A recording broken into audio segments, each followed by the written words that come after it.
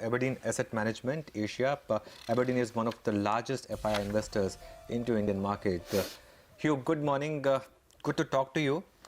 Before we talk about the overall market setup, I wanted your thoughts on TCS and Infosys, since you are a large investor in both of them. What's your reaction to the buyback news of TCS, and do you get a sense, or are you in talks with the management of Infosys to announce a similar buyback?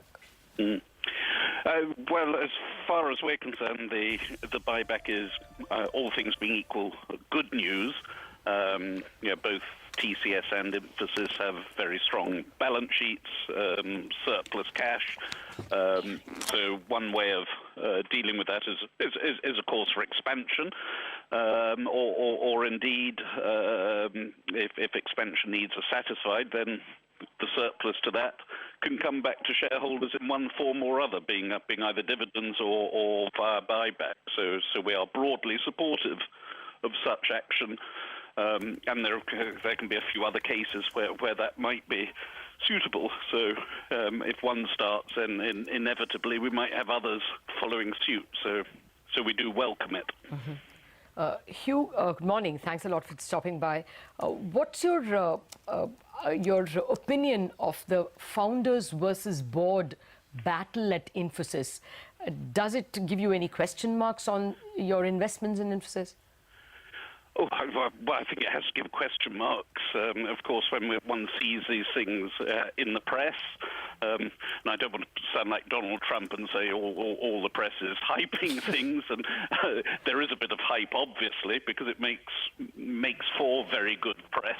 Well, no. In this particular case, the board held a press conference. Yes, I know. The founders are speaking to the press. Yes. Everyone is speaking to the press, and it's not particularly healthy in some senses. One prefers, or would prefer, there to be far more agreement and consensus rather than disagreement and cross accusations. Although obviously, if there are issues, they should be dealt with a face on.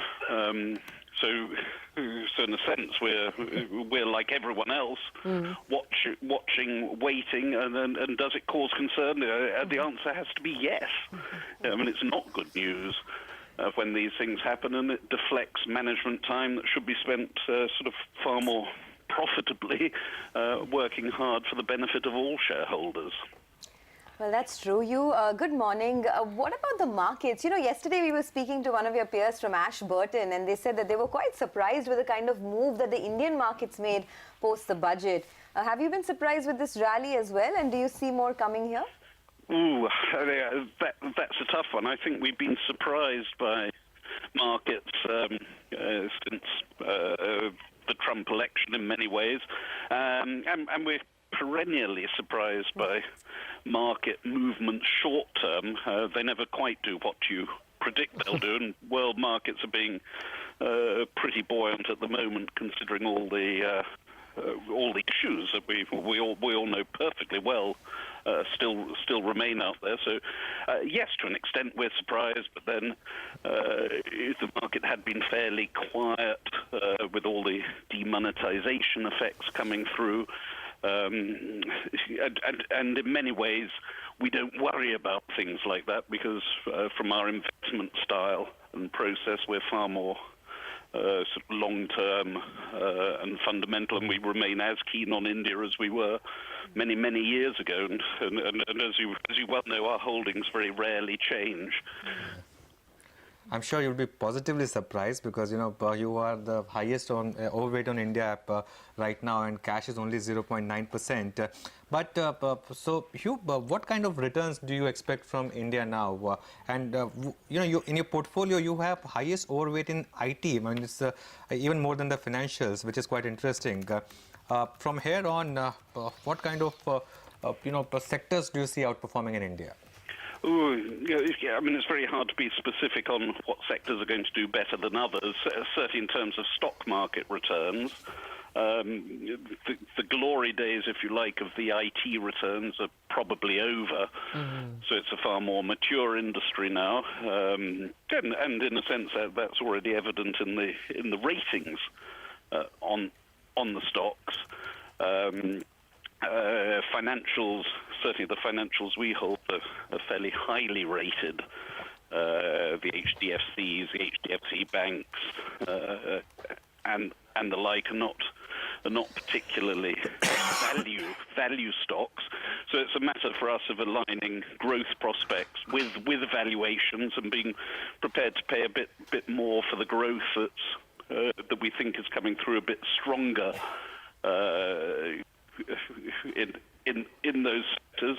And I think on balance, looking for long-term returns from in a US dollar of some 10% or 10 to 15%, but of course that's with a very long-term hat on. In any given year, the market can be down 20 or 30% or up 20 or 30%. And that's the way markets move, but we're looking at long-term earnings growth, and there'll be a mix of sectors, a mix of companies with varying growth rates, but averaging something like the 10 to 15%.